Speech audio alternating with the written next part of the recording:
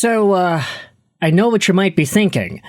Lego, these guys don't need a goalie. Calvin Pickard just did that. And that is technically true. I say technically because at the moment, the Tampa Bay Lightning are indeed playing off against the Edmonton Oilers. This is happening right as I'm recording this video. The game is going on behind me. I would like for Bouchard or Draisaitl or Roslovic to score some points because I have a fantasy matchup that I need production with. If Cal Pickard gets scored on in the midst of me recording this video, then we'll note it, and then we'll reintroduce the trade rumors to Edmonton. But today, I wanted to talk about goaltending, and one of the biggest discussions that has been bubbling around the National Hockey League in regards to guys that could be available. And there's a very particular superstar that I do think we need to acknowledge here. We can link him to Edmonton, as he has been. We can link him maybe to Montreal. We can maybe link him to Detroit. I'm just using this video as an excuse to talk about my favorite teams and how badly their goaltending has been struggling this season. Of course, we know the Oilers are getting some pretty good results out of Calvin Pickard literally just tonight, or for you, I guess it would have been last night. There's 5 minutes left in this game as I'm recording it. Pickard hasn't succeeded a goal. Knock on wood. Let's just hope it stays that way. But last night for you, the Montreal Canadiens got absolutely destroyed by the Washington Capitals 8-4. Alex Ovechkin had a hat trick, and you know, I get it. A lot of folks would say, oh, it's Sammy Montembeault. He lets in the first shot of every game. Yeah, that's true.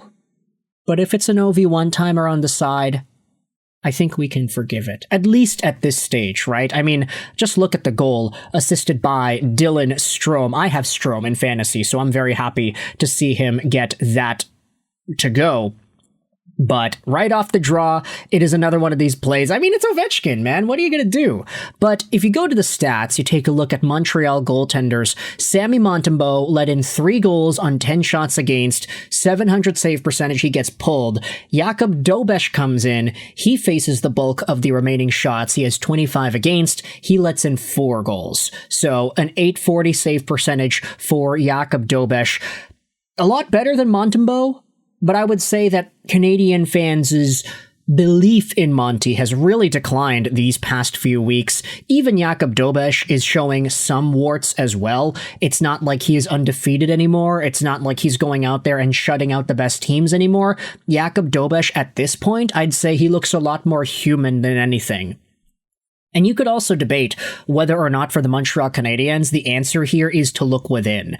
Oh, take a look at Jacob Fowler, for example, in Laval, who's been doing very well for himself. I mean, Fowler is one of the better young goaltenders. He's got a 9-1 save percentage in 10 games, but would you really want to take Laval away from him at this point? You want to thrust him into an NHL spot where the pressure is up and fans want to see the team make the playoffs? Do you think that would be the best move for Fowler's development because he's only 20 years old at the time?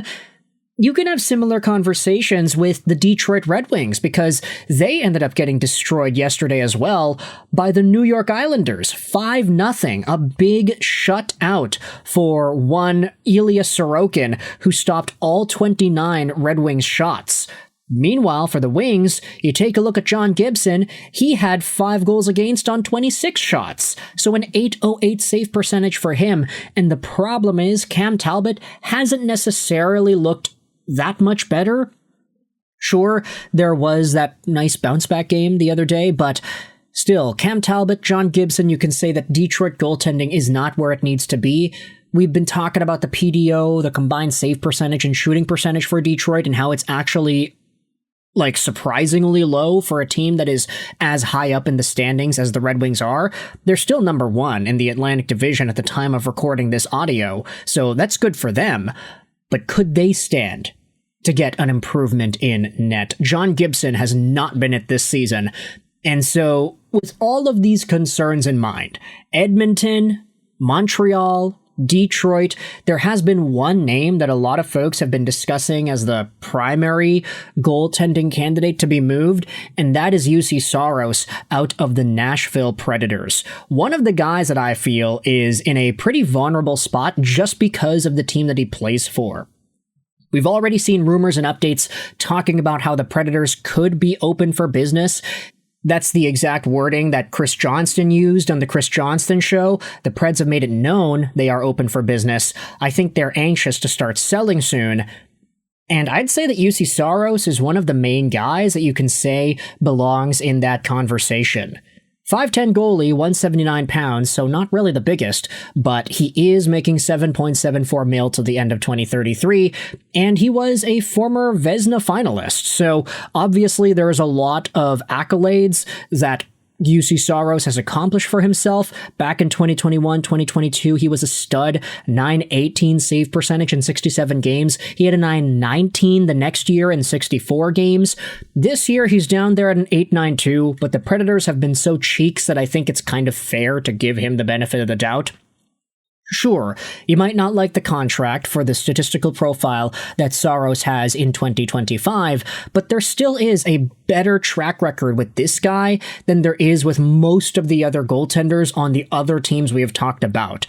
John Gibson was good in Anaheim, yes, but he's gotten hurt the past few years. You can't really project everything to be as similar now as it was back then. Cam Talbot is getting old. Jakub Dobeš is still young. Montembeault? He was never really a top-tier guy, even when he was a starter for a Canadiens team that made the playoffs last year. And then in Edmonton, Cal Pickard was one of the worst goalies in the NHL up until the game, which I'm watching in front of me right now against Tampa Bay. He still hasn't let in a goal, by the way. Kucherov just got robbed on the back door. But Juuse Saros does provide, I'd say, more stability than all of the guys available. And the question really gets going as to whether or not this guy could be a primary goaltending trade candidate for any of these teams, and whether or not it's actually necessary. We spoke about Jacob Fowler in the Montreal system, how, there's a debate as to whether or not you should bring him up, try to look within for the answer to your goaltending woes. You can say the same thing about the Detroit Red Wings. If we head over to Sebastian Cossa, I'd been seeing a lot of folks going out there and discussing whether or not Sebastian Cossa could be the answer here. I mean, you take a look at what he has accomplished. He's at a .942 save percentage this year in 5 AHL Grand Rapids Griffins games. He had a .911 last year in 41 games. Cossa kind of had a weird development this past few weeks because he did get hurt, but he has been very strong ever since coming back. And with John Gibson and Cam Talbot not being as stable as you probably would prefer them to be, I think the idea of Cossa getting called up is not irrational at this point. But the same question exists for Cossa that exists for Jacob Fowler. Do you want to take a guy who is still slowly developing and doing his thing in the A and bringing him to an environment where all of a sudden the standards, the expectations, and the pressure is a lot higher? Do you want to do that for Cossa at this stage? Now, Cossa is older than Fowler. He's 23. Fowler's only 20. So you could debate that now should be the time for a guy like Sebastian Cossa to take that next step and to be an NHL player. But I guess you could say that if the Detroit Red Wings want to keep looking for other options, there could be another choice. Tampa just scored. Who is it, Nick Paul? Okay, sorry Cal Pickard, you got one scored against you. Hopefully it goes to overtime and hopefully Draisaitl and or Bouchard and or Roslovic get a point. But I digress. Let's go back over to the topic at hand here, the main guy that everybody has been talking about for goaltending trades, Juuse Saros. Let me know your thoughts in the comments section. Do you think Edmonton, Montreal, or Detroit could go out there and target this dude? I'm just tossing out some names because goaltending seems to be an issue for these teams right now, especially after yesterday's showcase out of Dobeš, Montembeault, and John Gibson. Let me know your thoughts in the comment section below about goaltending trades and whether or not this actually makes sense. I hope you enjoyed this video. And bye.